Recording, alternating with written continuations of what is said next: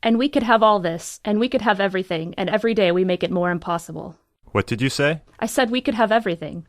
We can have everything. No, we can't. We can have the whole world. No, we can't. We can go everywhere. No, we can't. It isn't ours anymore. It's ours. No, it isn't. And once they take it away, you never get it back. But they haven't taken it away. We'll wait and see.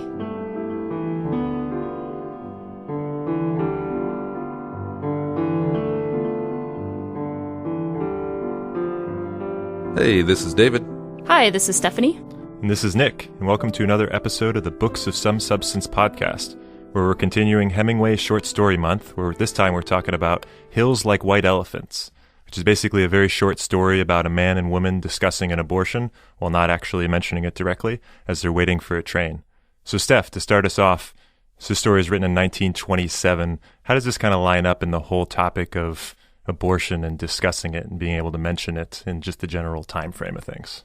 Sure. Yeah. So I did a little bit of research on this because I was curious, because this seemed like a very early time to be, to have a short story out that discussed abortion directly on. And I did find out that in the, I think it was the 1920s, 1930s in Spain, the Republicans actually had legalized abortion. I think it was very briefly before the Franco regime took over. And as we all know, the For Whom the Bell Tolls that Hemingway wrote was actually also in this time period, and he spent some time with the Republicans, I believe, in Spain. So it's likely this might be a true story, or he had firsthand experience with this sort of event in that time period. So you're saying he was bringing some of it back to the American readers? Possibly, yeah, trying to open their minds to what the liberals were doing in Spain at the time. How do you feel that it's treated? So this is obviously written from Hemingway, male writer, so talking about a topic that's very, intimate. How is that treated with respect to the female voice and the female view? That's a great question.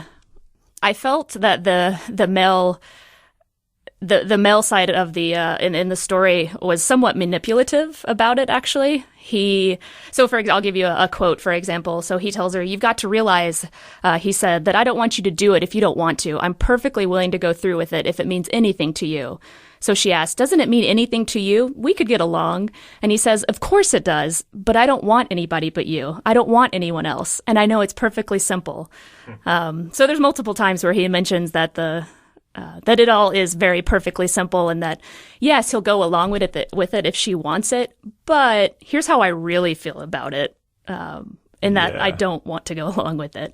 He doesn't say that directly, but he kind of, goes around his answer. So, yeah, David, what's your read of this?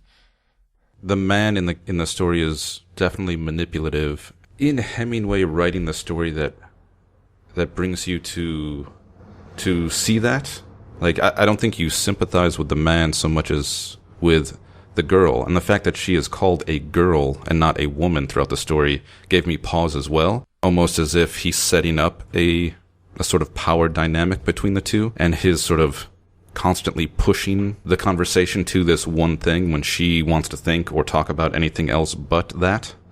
Even though you get a sense that you clearly get the sense that she wants to please him, but that it's not going to make things better. So yeah, I think as a reader, it's a situation you sympathize with in general. You feel bad about what's going on between these two. And even as a man, I don't feel on his side necessarily in the way that he's behaving and interacting with her. Yeah, and I think the way the arc of the story goes is it kind of builds up the tension almost through sort of nonsensical topics. And I think my favorite part in the story was when she asks, "Would you do something for me now?" And he goes, "I'd do anything for you." And she says, "Would you please, please, please, please, please, please, please, please stop talking?" And it eventually kind of goes on a couple lines later. And he wasn't joking about the amount of pleases there. Yeah, right. Yeah. Did I nail it? I was you got the correct amount. So I was going to put an asterisk on it that may be inaccurate. But yeah, and eventually she goes and says, "I'll scream," right? And so you kind of definitely see her being pushed from an emotional standpoint.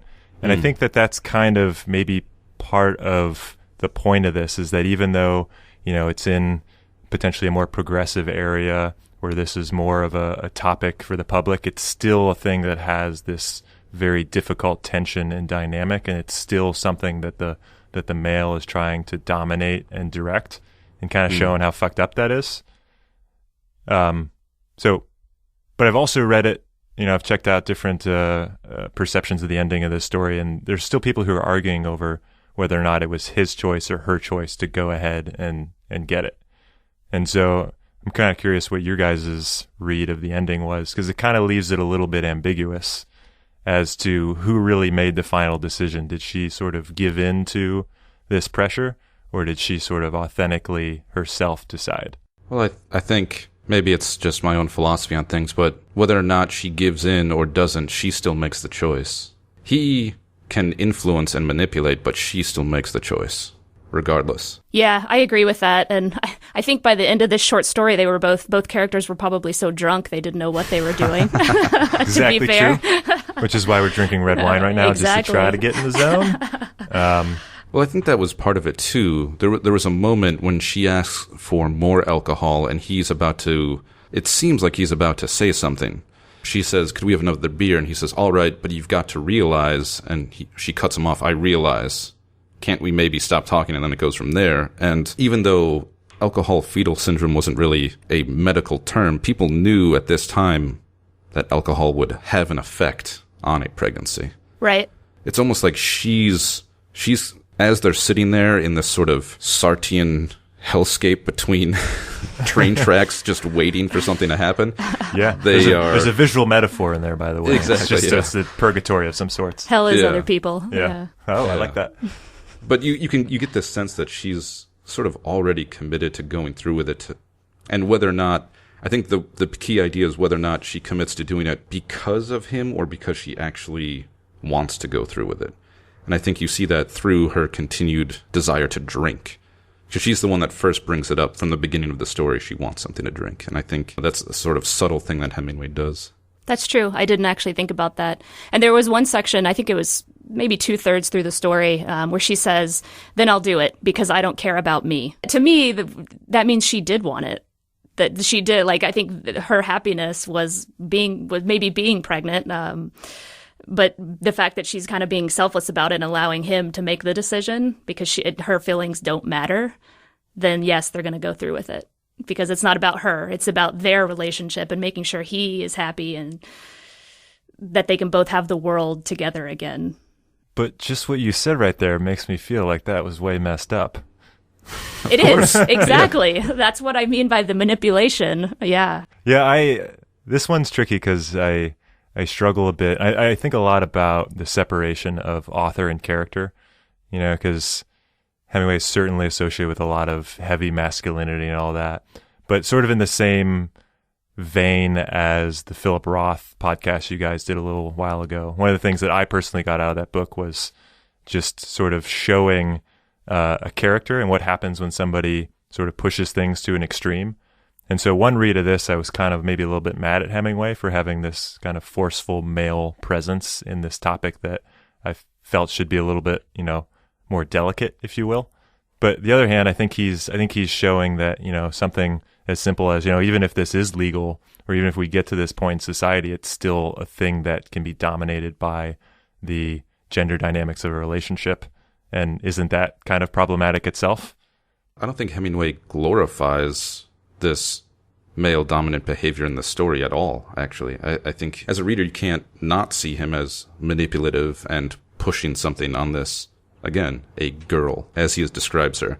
So you get a sense that not only is it age, but if you want to go into the patriarchal thing, but you don't see this character, at least as a reader, I don't see him as somehow... He's a slimy dude. Yeah, he's a bit slimy, and the way that he won't let up in this conversation, you don't see strength in that. Or at least I didn't. I see weakness. Yeah. No, I mean, I don't disagree with you there. I think it's the portrayal and kind of like the emotion that you get from that moment where you're kind of, at least me, being so annoyed at this character. And I think it's actually good to feel those emotions. Like, you can like things because they push you to a spot that you don't want to be pushed. And so that was kind of my thing of a little bit of revulsion over this character. And I always appreciate that in authors, right? When they go into a territory that is kind of off limits. And, for American audiences in 1920s, I mean, there's a reason probably why he doesn't name abortion directly, because this shit was definitely off limits. So I kind of I guess I appreciate that. And like, I'm just cycling through my own like emotions having read this, of being like, man, dude's actually super slimy, but then me appreciating the portrayal of it, because I think it's opening up a broader question. Right. And it's interesting. We talked about this a little bit again on the Roth podcast, but this is written from Hemingway's perspective, right? Every character, and we said that about Roth as well. Like, all these books are written from the male perspective. And so I did a little research on this too, trying to find any short stories or excerpts or anything from this time period that also mentioned abortion. And it's very hard to find. I mean, and even Hemingway doesn't come right out and say it. So we don't really have a lot of different perspectives on this topic from different sources, or not any that I could find. So it'd be interesting to see how other people looked at it in that time period. Yeah, I guess I always, like, in my head have kind of like ideologically associated with Hemingway with being manly, if you will. Yes. Perhaps because there's just like shirtless pictures of him online holding shotguns, stuff like that. Yeah. But, I read a couple more of these short stories around this, and, another one, Up in Michigan, is very, very short story about basically a very young woman being taken advantage of as an older man sleeps with her, and how hollow that was.